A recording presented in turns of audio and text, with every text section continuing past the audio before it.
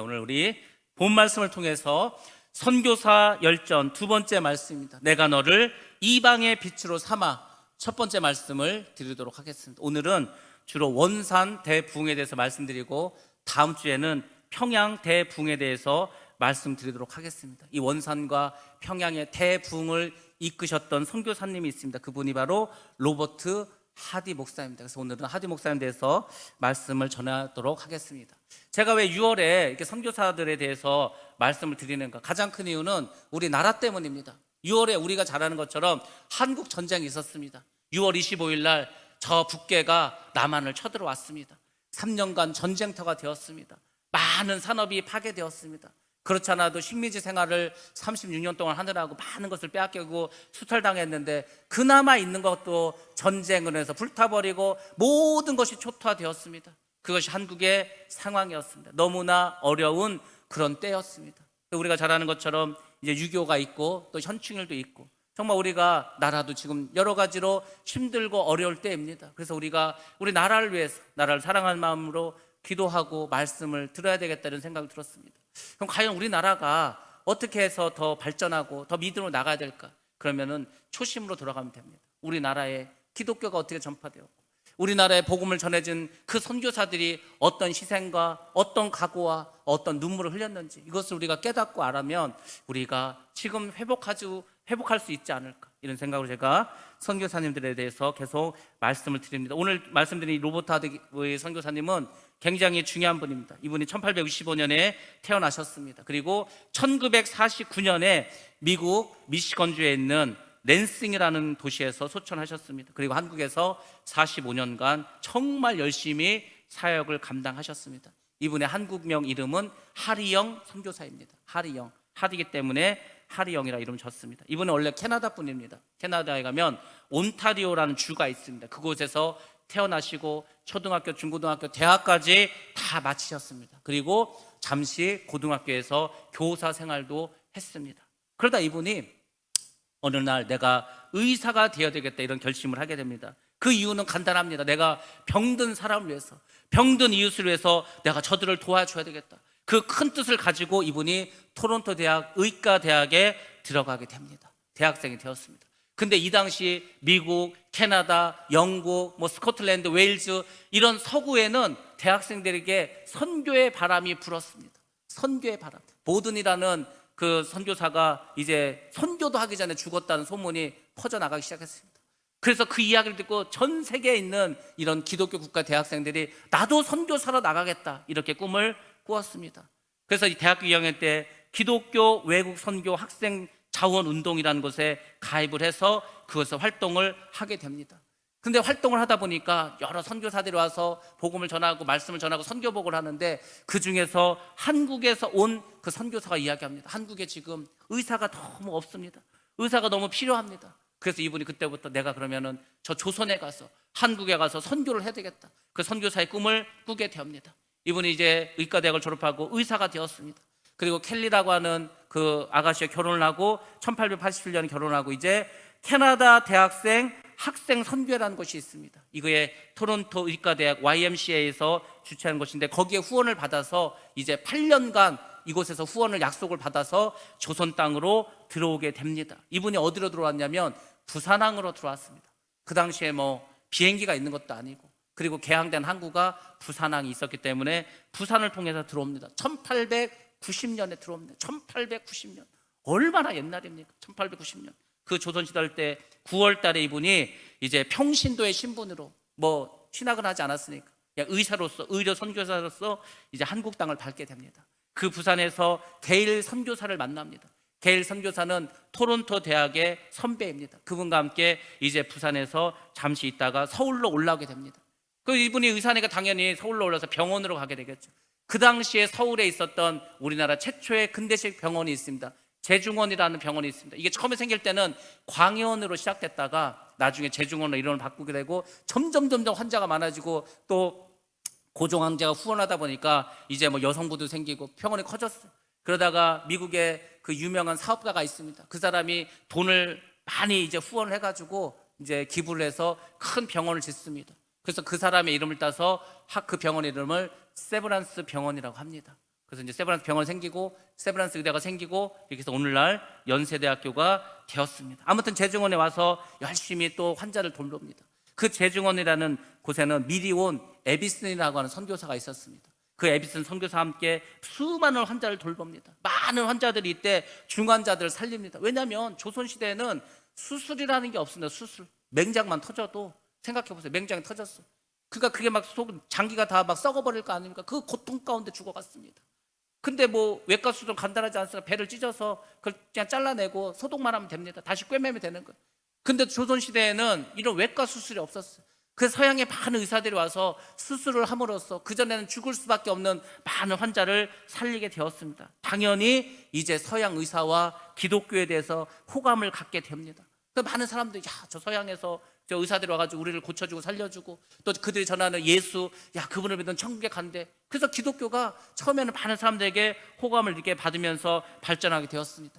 그러다가 1892년 부산에 의료진이 부족하다는 이야기를 듣고 이분이 또 부산으로 내려갑니다. 부산에는 의료 선교사가 없는 거예요. 선교사들이 대부분 다 서울 쪽에서 활동을 했기 때문에 지방에는 선교사, 특별히 의사 선교사들이 없었습니다. 그래서 이제 부산에 가서 일을 하다가 거기서 11월 달까지 있고 11월에 원산으로 올라갑니다. 원산이 안타깝게도 지금은 북한 쪽에 있는데 굉장히 아름다운 항구라고 합니다. 그 원산은 우리나라에서 두 번째로 개항한 항구예요. 부산항 제일 먼저 하고 그다음 원산항을 개항해서 그곳에서 많은 서구 열강들이 들어왔습니다. 왜냐하면 거기는 북한 쪽이지만은 북한 쪽 가기도 좋고 남한으로 내려오기 좋고 경치도 좋고 하여튼 접근성도 좋았기 때문에 원산으로 많은 선교사들과 그 당시에 이제 서양에서 온 사람들이 사업도 하고 했습니다. 그곳에서 시약소를 열었습니다. 약을 팔고 약을 나눠주고 또 아픈 사람을 치료해주는 그런 시약소를 열어서 열심히 선교를 합니다. 그러다 이분이 이제 그 8년의 시간이 지났습니다. 후원이 끊어지게 되었어요. 안식년을 맞이하게 되었습니다. 미국으로 돌아갔습니다. 미국에 돌아가서 남감리교회 소속 선교사로 초청을 받습니다. 그것이 1898년입니다. 그곳에서 이제 이분이 신학을 하게 됩니다. 그리고 1900년에 목사 안수를 받고 다시 원산으로 돌아옵니다. 이분이 부산항으로 처음 올 때에는 의료 선교사로 들어왔지만 이제 원산으로 다시 돌아올 때는 목사의 신분으로 이분이 이제 들어오게 됩니다. 그곳에서 이제 많은 선교를 하게 됩니다. 강원도 일대를 다니면서 선교를 하게 됩니다. 그 활동 무대를 점점 확대합니다. 이분이 1901년 10월에는 강원도 동해안 일대를 다 순회하면서 전도를 하게 됩니다. 저 북쪽에 가면은 함경도에 북청이라는 곳이 있습니다. 그 북청 물장소 유명한 북청. 그곳으로부터 시작해가지고 저 강원도 원주까지 올라가면서 내려오면서 계속해서 복음을 전합니다. 그러다가 철원에서 교회를 하나 개척합니다. 철원에 15명의 성도가 모였습니다.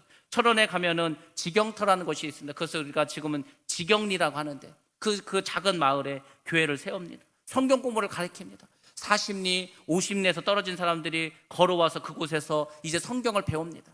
그래서 이분은 생각했죠. 드디어 하나님께서 나에게 성도를 주시고 교회를 주시고 이 복음 사역을 잘 할 수 있도록 해주시나 보다. 나름 그렇게 생각을 했습니다. 근데 그것이 아니었습니다.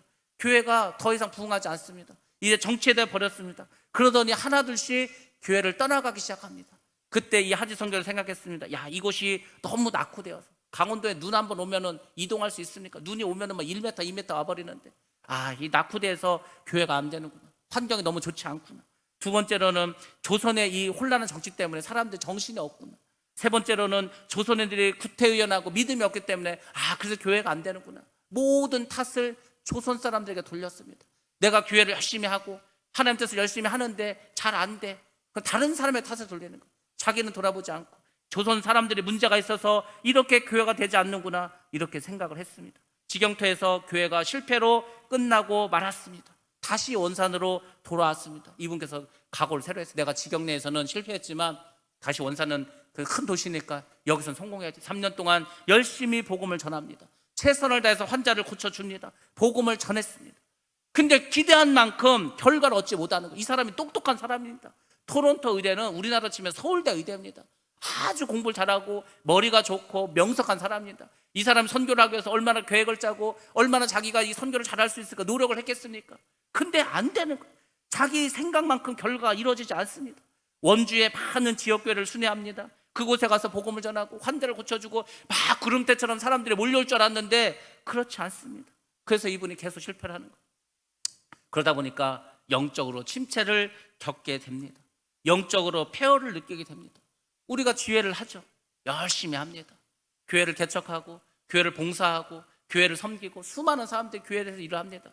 근데 생각대로 안 돼요. 내 마음대로 안 됩니다. 내가 원하는 대로 안 돼요. 영적으로 침체를 합니다. 영적으로 폐허를 느낍니다. 이게 아닌데 다시 하지 선교사가 실패의 원을 찾기 시작했습니다. 한국 성도들이 주일 예배를 나오지 않는다. 주일 예배를 나오지 않는데 무슨 어디서 은혜를 받겠어? 예배를 안 나오는데 어디 가서 은혜를 받겠습니까? 그러니까 이 성도들이 교회를 안 나와서 내가 실패했다. 두 번째로는 이 한국 성도들이 너무 성적으로 방종합니다. 돈이 조금 있으면 첩을 막 2명, 3명씩 두는 거예요. 성적으로 너무 문란합니다. 이러니까 이게 교회가 부흥할 수 있을까? 이렇게 또 성도들의 탓을 합니다. 세 번째로는 공금 횡령이 있었습니다. 교회 집사에게 돈을 맡겨놨더니 교회 돈을 막 마음대로 쓰는 거예요. 공금을 마음대로 씁니다. 교회 돈은 10원 한 장을 마음대로 쓰면 되지 않는데 그냥 막 사용하는 거예요. 그러니까 이분이 볼 때는 이 도둑놈도 많고 성적으로 타락해 있고 예배도 안 나오고 이러니 이게 될 수 있을까? 역시 모든 잘못을 성도들을 탓을 하면서 지냈습니다. 그래서 나름 이분이 이제 작전을 짰습니다. 도저히 안 되겠다. 이 성도들 좀 새롭게 해야 되겠다. 대처표를 마련합니다. 그 중에 하나가 뭐냐면 성찬을 금지시킵니다. 교회의 목사에게는 크게 3가지 권한이 있습니다. 첫 번째는 뭐냐면 하나님의 말씀을 듣고 성도들에게 전하는 선지자적인 그런 사명을 감당하는 그 일을 합니다. 선지자적인 일. 하나님께서 주의 종을 통해서 말씀을 주십니다. 그러면 주의 종은 그 말이 어떤 말이든 간에 성도에게 전해야 돼요. 성도들이 듣기 거부할 수도 있습니다. 성도들이 들으면 싫어할 수도 있습니다. 근데 하라는 거예요. 그러니까 목사도 때로는 참 하기 싫을 때가 있습니다. 왜 이런 말을 성도들에게 하라고 할까 하나님은. 근데 해야 돼. 왜? 선지자 역할을 감당해야 되기 때문에. 두 번째는 성도들의 하나님께 원하는 게 있습니다. 성도들이 하나님께 기도하는 게 있습니다. 성도들이 하나님께 바라는 게 있습니다. 그러면 예배를 드리지 않습니까? 옛날에는 제사를 지냈습니다. 그러면 그 제사를 누가 집례하죠? 제사장이 하는 겁니다. 그래서 목사는 제사장직도 수행을 합니다. 하나님께 이제 우리 온 성도들의 기도 제목과 성도들이 원하는 것을 하나님께 간구한 역할을 합니다. 그게 주의 종이 하는 것입니다. 세 번째로는 교회를 치리하는 것입니다. 교회를 다스리는 것입니다. 재판장의 일을 하는 겁니다. 그래서 이 하지 선교사도 교회를 치리하기 시작했습니다. 이제 예배에 나오지 않고 그리고 이제 문제를 일으킨 사람에게 성찬을 금지시킵니다. 또 하나 우리가 물론 세상에도 법이 있지만 사실 교회도 법이 있습니다. 교회법이라는 게 있습니다. 그래서 교회법을 통해서 성찬을 금지한다든지 예배를 나오지 못하게 하든지 헌금을 못 드리게 한다든지. 왜? 예배 드리고 헌금을 드리고 성찬에 참여하는 것은 하늘의 복을 받는 그건데 그걸 다 막아버리는 그게 법입니다. 그게 벌입니다. 그런 법이 있습니다. 그래서 이제 목사의 치리권을 가지고 이제 성도들을 그렇게 지도를 합니다. 어떤 집회소에서는 이 집회소라는 게 뭐냐면 이 당시에 이제 제대로 된 교회가 없어요. 제대로 된 예배당이 없습니다. 그러니까 이제 이곳저곳에서 모여서 집회를 하는 거예요. 모임을 갖는 거예요. 세상에 교회가 잘 안 되고 성도들이 믿음이 없다니까 어떤 분이 거기다 무당을 데려다가 구슬하겠다는 거예요. 아니 여러분 생각해 보세요. 교회가 부흥이 안 돼. 교회가 문제가 있어. 무당을 데려다 구슬하잖아요. 귀신만 더 끌어오는 거예요. 이렇게 무지했습니다. 이렇게 왜? 신학이 없어요. 이들에게 하나님이 어떤 분이라는 전혀 성경적인 지식이 없습니다. 아는 게 하나도 없습니다. 전부 다 내가 보고 내가 아는 대로 믿는 거예요. 내가 경험한 대로 믿습니다. 전부 그렇게 믿었어요. 이 당시 사람들이. 그 이 당시 사람만 그랬을까요? 그렇지 않습니다. 오늘날도 마찬가지입니다. 오늘날에도 무수히 많은 비인가 무허가 신학교들이 있습니다. 비인가 무허가 기도원도 많습니다. 그냥 간판 하나 자기가 딱 걸어놓는 거예요. 명함을 팝니다. 어떤 분은 명함을 보면은 엄청나게 화려해요. 무슨 신학교 학장, 무슨 뭐 총회 뭐 잔뜩 있어. 근데 막상 교회 가면은 성도가 하나도 없어요.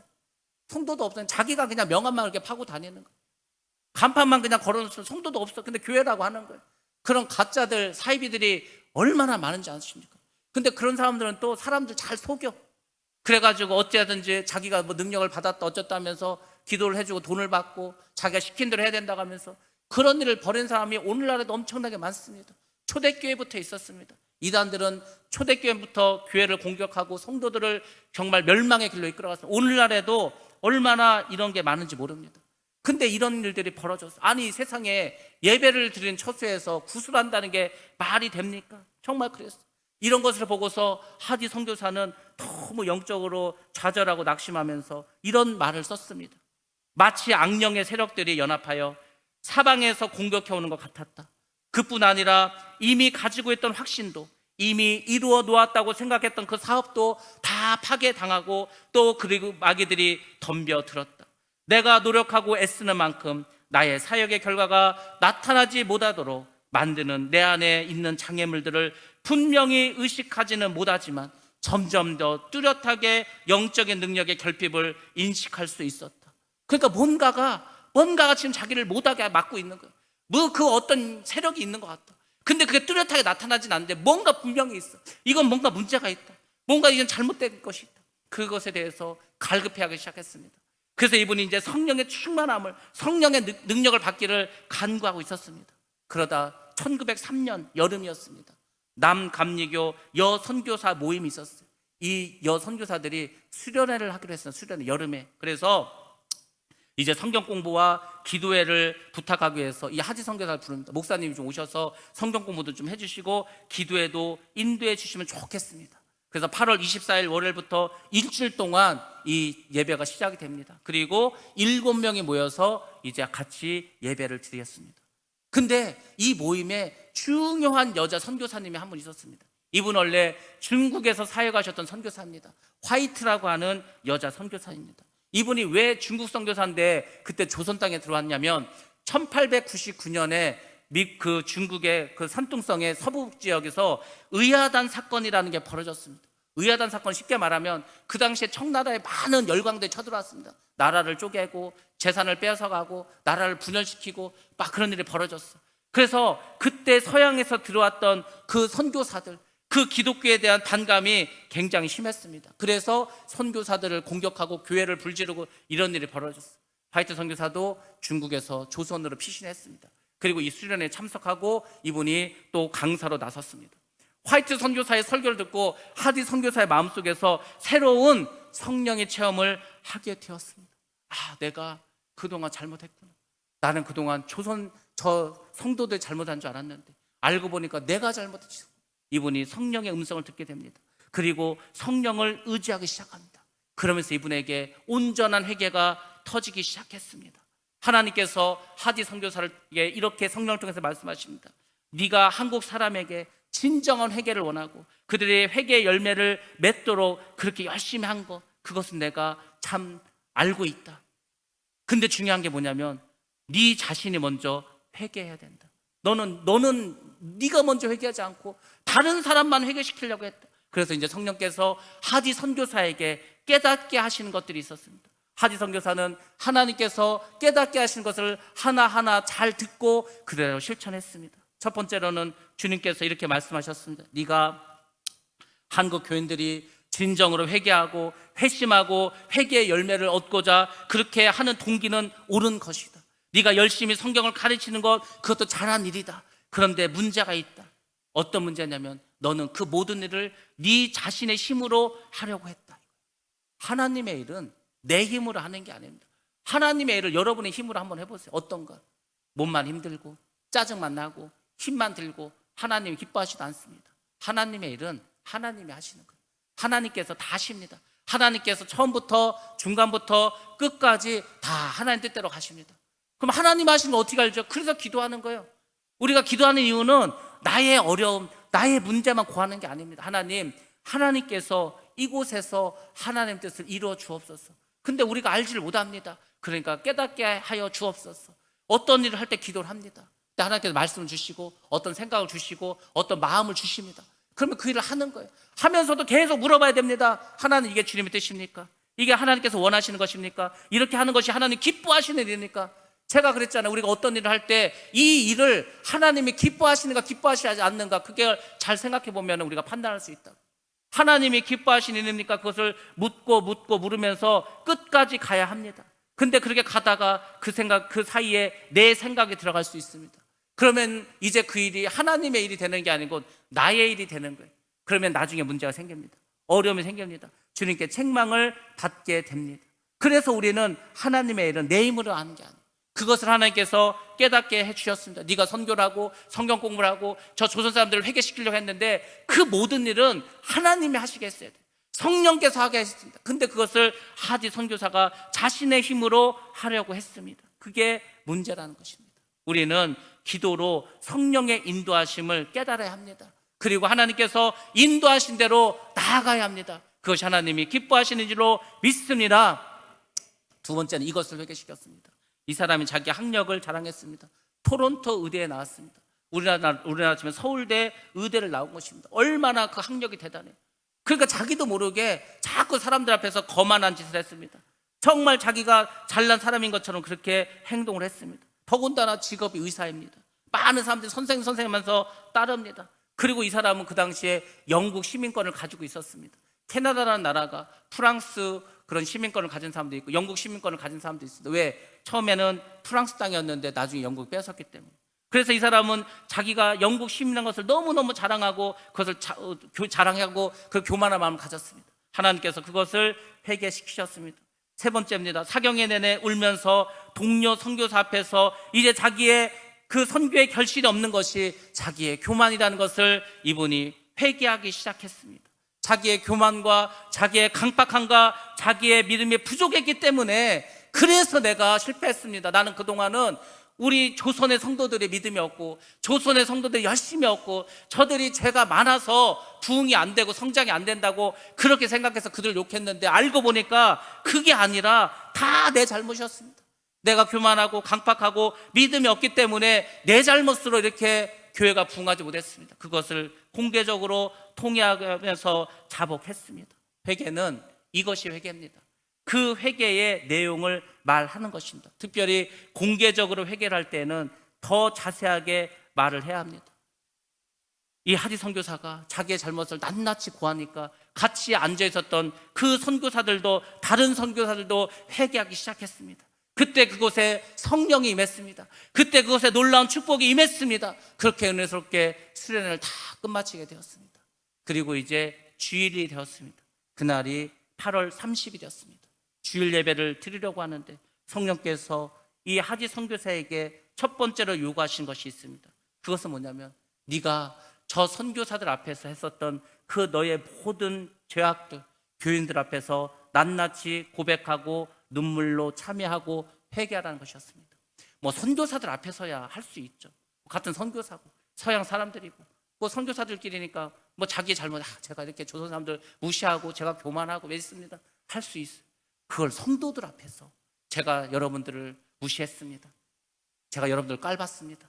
제가 여러분들을 우습게 생각했습니다. 그거 말하기 쉽겠어요? 담임 목사인데 이분이 성령께서 그 말씀을 주셨을 때 너무 그것이 수치스럽고 고통스럽습니다. 근데 그분이 성령의 그 음성에 순종하기로 했습니다. 한국 교인들이 그 이야기를 들었습니다. 야, 저 목사님 우리를 사랑한 줄 알았는데 저 목사님이 세상에 캐나다에서 와가지고 우리를 고쳐주시고 말씀 전해주시고 우리를 너무너무 사랑하고 그렇게 아끼는 줄 알았는데 우리를 그렇게 생각했다는 거. 성도들이 많이 충격을 받았습니다. 근데 여러분 보시기 바랍니다. 성령이 역사하시면 이렇게 됩니다. 그 성도들이 그 이야기를 듣고 자신들의 죄를 회개하기 시작합니다. 그 하지 선교사가 그렇게 막 열심히 열정을 내서 설교할 때는 회개하지 않던 사람들이 하지 선교사가 자기의 죄를 고백하는 그 순간 자신들도 회개하기 시작했습니다. 드디어 이 원산에 하디 선교사의 대부흥이 시작되었습니다. 성령이 임재하셨습니다. 성령께서 죄를 깨닫게 하셨습니다. 놀라운 평화와 기쁨이 성도들의 마음속에 하디 선교사의 마음에 임했습니다. 여러분들이 진정으로 회개하시면 하나님께서 마음에 평화를 내려주십니다. 평강의 복을 내려주십니다. 기쁨이 넘쳐나십니다. 죄인을 더 이상 정죄하지 않습니다. 그것이 성령의 역사인 줄로 믿습니다. 그리고 부흥은 바로 이런 회개로부터 시작하는 것입니다. 회개하셔야 돼요. 회개를 하실 때에는 다시 한번 말씀드리지만 정확하게 명시해야 합니다. 왜 그런지 이유를 말씀드리겠습니다. 우리 안에는 많은 악한 영들이 있습니다. 내가 교회를 다니는데 내가 기도를 많이 하는데 그래도 악한 영은 역사합니다. 많은 사람들에게 역사를 합니다. 근데 그 귀신들도 다 제목이 있습니다. 거짓의 영, 음란의 영, 속임수의 영, 그리고 도둑질의 영 많습니다. 분열의 영 다 들어와 있어요. 그것이 내 마음을 막 움직입니다. 그러면 그거 하나하나를 가지고 우리가 회개를 해야 됩니다. 하나님, 내가 도둑질을 했습니다. 제가 하나님 것을 훔쳤습니다. 그 도둑질한 것을 회개하면 내 안에 있는 그 도둑의 영이 사라집니다. 하나님, 내가 거짓말을 했습니다. 내가 알고 있었는데도 내가 그 상황이 그래서 어쩔 수 없이 거짓말했습니다. 내가 거짓말을 한 것을 대해서 철저하게 회개를 하면 그 거짓말을 하게 했던 그 영이 나에게 떠나갑니다. 그게 회개예요. 그럼 한번 생각해 보세요. 내 안에 있는 더러운 영이 다 사라져 나갔어요. 당연히 기쁠 거 아닙니까? 당연히 마음에 평화가 있을 거 아닙니까? 그것이 회개입니다. 그런 회개를 해야 되는 거예요. 낱낱이 고해합니다. 정확하게 고해합니다. 성령께서 말씀하시는 대로 그렇게 고백을 해야 합니다. 그것이 회개인 줄로 믿습니다. 제가 말했잖아요. 세상에 얼마나 목이 마르고 너무너무 힘들어. 하나님 정말 내 배에서 생수의 강물 넘쳐서 이 목마름을 좀 해결해 주옵소서. 너무 목이 마르서 숨도 쉴 수가 없습니다. 그렇게 제가 기도했어요. 근데 주님께서 말합니다. 내가 목마르다. 내가 목마르다. 아니 주님 말고 제가 목마르다니까요. 주님께서 말씀하십니다. 내가 십자가에서 피 흘리고 또 물 흘리고 그렇게 할 때, 목말라서 고통당할 때 너는 어디서 무엇을 하고 있었냐? 어디서 무엇을 하겠습니까? 세상에 나가서 세상 쾌락 즐기면서 놀면서 그렇게 살았겠죠. 죄 지면서 살았겠죠. 주님께서 저에게 그것을 회개시키셨어요. 그래서 목마른 것도 목마른 거지만 눈물을 흘면서 회개를 했습니다. 눈물도 나지 않아요. 근데 한번 생각해 보시면 그 일을 통해서, 그 회개를 통해서 제가 그날 폐결핵이 났습니다. 1년을 기도했습니다. 약은 하나도 먹지 않았습니다. 기도를 통해서 또 그 병이 나을 때 하나님께서 이렇게 회개를 시켜주셨습니다. 왜 그날 나은 줄 아냐면 제가 그 다음날 가서 사진을 찍었어요. 그 다음날 가서 사진 찍었더니 그 폐결핵이 다 이제 사라졌다는 거예요. 우리가 회개해야 합니다. 그래야 문제가 해결됩니다. 우리가 회개해야 합니다. 그래야 부흥이 올 줄로 믿습니다. 그게 하나님 원하시는 거예요. 다른 게 아닙니다. 모든 축복과 모든 하나님의 일은 회개로부터 시작하는 겁니다. 왜? 우리가 깨끗해야 되기 때문에, 나를 버려야 되기 때문에, 나를 죽여야 되기 때문에. 그러면 하나님 역사하실 줄로 믿습니다. 지금까지 제가 말씀드린 것 짧은 영상을 통해서 한번 설명을 드리도록 하겠습니다. 한번 영상 보시고 다시 한번 말씀드린 거 여러분들 기억하시기 바랍니다. 영상 한번 틀어주시기 바랍니다.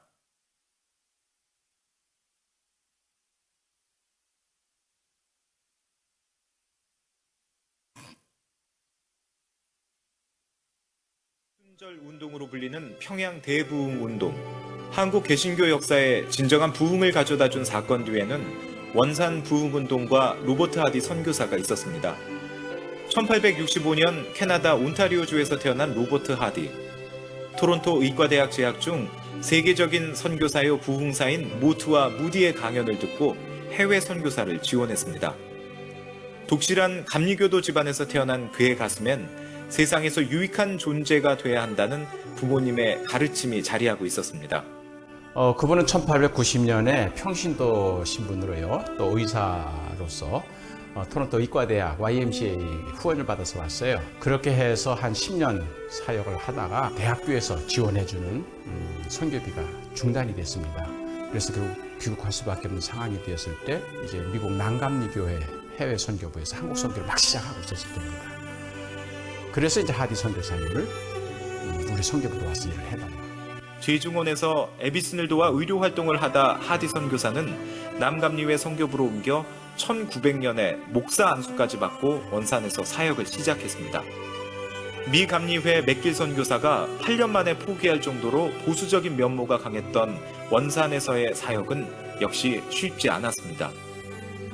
불평, 불만, 무력감에 쌓여 한국 선교를 포기하고 싶었을 때 1903년 8월 강사로 참석한 여 선교사들의 기도회에서 사역의 전환점을 맞게 됩니다. 그러면서 요한복음을 가지고 성경 공부를 했는데 거기 보혜사 성령에 대한 부분이 나오거든요. 성경 공부를 하다가 이분이 성령을 받은 거예요. 선교나 목회의 결과가 없었던 것이 환경 탓이고 한국인들 탓이 아니라 나한테 있었던 거예요. 다음 주일 한국 교인들 앞에서 자신의 죄를 공개적으로 고백한 하디 선교사. 백인이라는 인종적 우월감, 의사라는 교만함, 성령 충만하지 못함으로 아무런 사역의 열매를 맺지 못했음을 눈물로 회개했습니다. 내가 여러분들 마음속으로 무시하고 인종차별적인 민족 우월감을 가지고 여러분을 대했던 거 용서하십시오. 눈물 흘리면서. 그랬더니 그 자리에 있던 한국교회 지도자들이 손들고 선교사님, 우리도 마음속으로 선교사님을 미워했습니다. 선교사님 몰래 선교비를 내가 횡령했습니다. 그런 자백운동이 일어나기 시작한 거예요. 이게 이제 원산부흥운동의 출발입니다. 그 후 평양으로 이어진 회개의 불씨는 평양 인근 해주, 증산, 양덕뿐 아니라 평북 연병과 서울 경기 지역까지 이어졌고 1910년 그리스도인이 되기를 원한다며 결신 카드에 이름을 적어낸 사람이 서울에서만 13,000여 명에 이르렀습니다. 기독교 핵심의 교리가 뭐예요? 회개, 중생, 성화 이거거든요. 성결. 회개하니까는 거듭난 사람들이 예수님의 말씀대로 양심적으로 살다 보니까 그러니까 믿지 않은 사람들이 기독교인들 바라보는 눈이 달라지는 거예요. 그러니까 3.1운동 당시 0.1%도 안 되는 기독교인들이 민족운동의 선봉에 서서 그렇게 끌고 나갈 수 있었던 게 결국은 기독교인들이 보여주었던 윤리적이고 도덕적인 그 순수한 것, 성결함.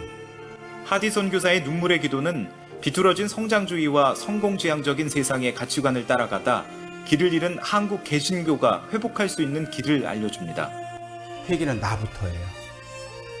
그렇게 해서 내가 변하면은 내 가족이 변하고 내가 변하면 교인들이 변하는 거예요.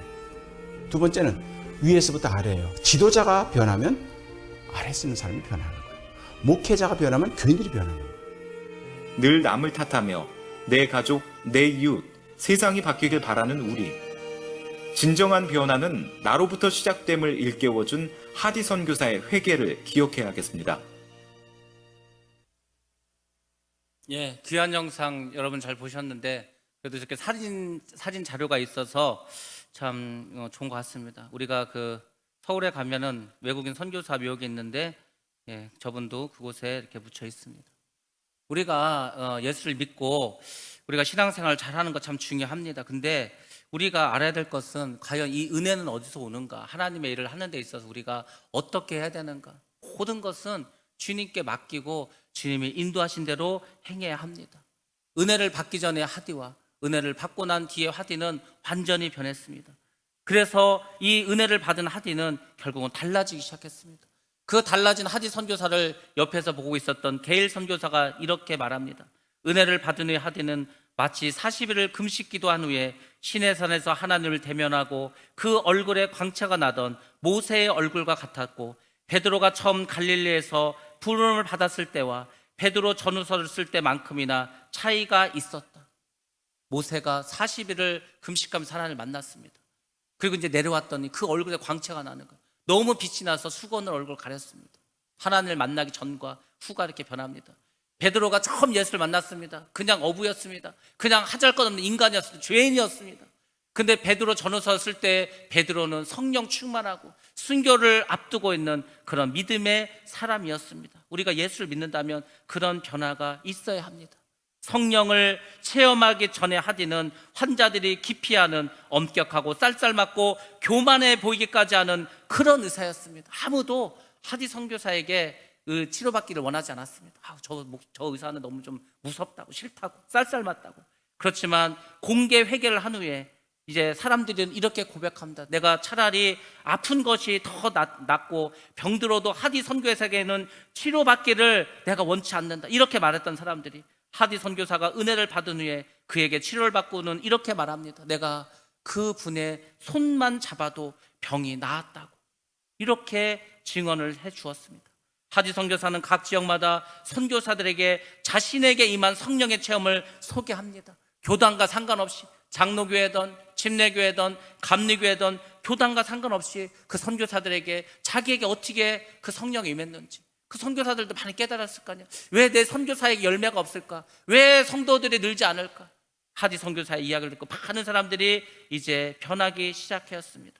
하디 선교사는 1909년에 감리교 협성신학교를 세웁니다. 오늘날의 감신대입니다. 이곳에서 교장으로 취임을 했습니다. 그리고 조선 예수교 서회, 오늘날의 대한 기독교 서회의 총무가 되어서 많은 성경과 기독교 관련 서적을 출판합니다. 기독신부의 사장이 되어서 또 신문까지 발행을 합니다. 한국 교회를 위해서, 한국 성도를 위해서 이분은 정말 열심히 일하셨습니다. 그것이 오늘날 우리에게까지 내려온 것입니다. 이분이 성경을 많이 보급하고 기독교인들에게 신문을 통해서 많은 정보를 알려주었습니다. 이렇게 해서 이분이 한국의 사역을 열심히 했습니다. 1904년이 되었습니다. 그때 봄이었습니다. 원산을 계속해서 다닙니다. 이분이 이제 장로교 선교사와 함께 또 어떤 한국의 성도들과 함께 이제 원산거리를 다니면서 복음을 전하고 가슴을 치면서 통회하면서 예수를 믿을 것을 끊임없이 하고 다녔습니다. 이 소문이 이제 평양에까지 이르게 되었습니다. 1900년 8월 평양 선교사들이 하디 선교사를 초청하고 집회를 열게 되었습니다. 그게 쭉 이어져서 1907년 1월 4일부터 1월 15일까지 평양의 장대현 교회에서 겨울 사경회가 있었습니다. 그때 하디 선교사가 이곳에 가서 복음을 전합니다. 그때 그 교회 길선주 장로가 앞에 나와서 눈물로 회개합니다. 여러분, 제가 장로인데 제가 제 친구의 돈을 훔쳤습니다. 제 친구가 죽으면서 자기 부인에게, 자기 자녀들에게 주라고 했던 그 돈을 내가 가로챘습니다. 눈물로 회개하는 거예요. 어떤 사람 나와서 말합니다. 제가 첩을 2명을 뒀습니다. 3명을 두었습니다. 제가 도둑질을 했습니다. 나와서 사람들이 공개적으로 자기의 죄를 막 이야기하기 시작했습니다. 평양의 경찰들이 그 소문을 듣고 이제 이 교회에 몰려들입니다. 평양에서 사건 사고가 벌어졌는데 죄인을 못 잡았어요. 근데 장대현 교회 가면은 그 죄인들이 나와서 자기 죄를 다 고백하더라. 붙잡아 갔습니다. 감옥에 갔습니다. 그럼에도 불구하고 그 사람들이 나와서 회개하고 자복했습니다. 자기의 죄를 공개적으로 이야기했습니다. 그때 드디어 조선 땅에 1907년에 성령이 임하게 되었습니다. 그것이 바로 평양 대부흥이라는 것입니다. 여러분, 모든 부흥은, 하나님의 역사는 회개에서 시작합니다. 그 회개는 네가 회개하라가 아니고 내가 회개해야 하는 것입니다. 우리 모두는 하나님의 자녀고 하나님의 백성입니다. 하나님의 자녀와 하나님의 백성은 하나님의 말씀을 들어야 합니다. 성령의 음성에 귀를 기울여야 합니다. 그리고 그분께 순종해야 합니다. 그것이 하나님의 나라의 백성이 해야 될 일입니다. 우리가 2주간 기도회를 시작합니다. 여러분들, 이 2주간의 기도를 통해서 하나님 앞에 여러분이 지은 죄를 낱낱이 회개하시고 하나님이 원하시는 그 회개의 열매를 맺으시기 바랍니다. 그리고 2주간의 그 기도회가 끝나면 이제 우리가 금요 기도회를 시작하도록 하겠습니다. 기도를 통해서 우리가 더 기도하고 성령의 능력을 받고 회개 역사가 일어나고, 그러면은 하나님 기뻐하시는 부흥의 역사도 확실하게 분명하게 이루어질 줄 믿습니다. 이게 우리가 해야 할 일입니다. 우리가 무엇을 하겠습니까? 우리가 이 땅에서 어떤 일을 하겠습니까? 하나님이 기뻐하시는 일. 제가 새벽 예배에도 말씀드리지 않았습니까? 하나님은 우리가 이 땅에서 뭘 잘하는 거, 그거를 카운트하지 않습니다. 우리가 뭐 많은 거 하는 거, 그것도 원치 하십니다. 하나님이 가장 기뻐하시는 것은 하나님이 시킨 대로 하는 것만 기뻐하십니다. 제가 그것을 많이 깨달았어요. 많은 목사님들의 간증을 통해서도 깨달았습니다. 내가 평생을 목회하고 내가 평생을 주예를 했는데 잘한 것도 있고 잘못한 것도 있고, 그럼 저에게 많이 알려주셔요. 저는 그래서 은근 늘 항상 연세가 많으신 목사님들하고 어울립니다. 왜? 그분들한테 배울 게 많기 때문에. 그 이야기하는 거. 어떨 때는 정말 크게 부흥할 수 있었다는 거예요. 근데 그때 내가 하나님의 성령의 음성을 듣지를 못하고 내 생각대로 했다는 거예요. 그래서 그때 부흥하지 못했다는 거예요. 그런 일들도 많습니다. 그때 참 힘들었는데, 어려웠는데 그래도 하나님의 말씀에 순종했다. 그래서 이게 잘 됐다고 이렇게 간증하는 것도 많이 있습니다. 여러분들, 제가 다시 간곡하게 말씀드립니다. 우리는 하나님만 바라보고 가야 합니다. 하나님을 바라봐야 될 거 아니에요. 하나님의 말씀만 들으시기 바랍니다. 그분이 여러분에게 천국을 주십니다. 그리고 그 길이 생명의 길입니다. 자고 오면 하지 마시고 정말 주님만 붙잡으시고 기도하시고 자리를 지키시기 바랍니다. 여러분이 앉은 자리가 여러분의 축복의 자리입니다. 그 자리에서 주님을 만나셔야 합니다. 그것이 주님의 뜻인 줄로 믿습니다. 하디 선교사가 정말 부흥을 일으켰고 원산과 평양과 조선을 변화시켰던 것, 내가 먼저 회개할 때 모든 역사는 일어나는 것입니다. 저도 여러분과 함께 기도하면서 회개하면서 정말 우리 교회가 하나님 앞에 떳떳하게 올바르게 설 수 있도록 최선을 다하도록 하겠습니다. 여러분들도 같이 기도하시고 성령 충만 받으셔서 우리 교회를 새롭게 하고 변화시키고 은혜 받고 축복받고 우리가 정말 하나님 기뻐하시는 교회가 되도록 우리 합심해서 나가기를 주의 이름으로 축원합니다.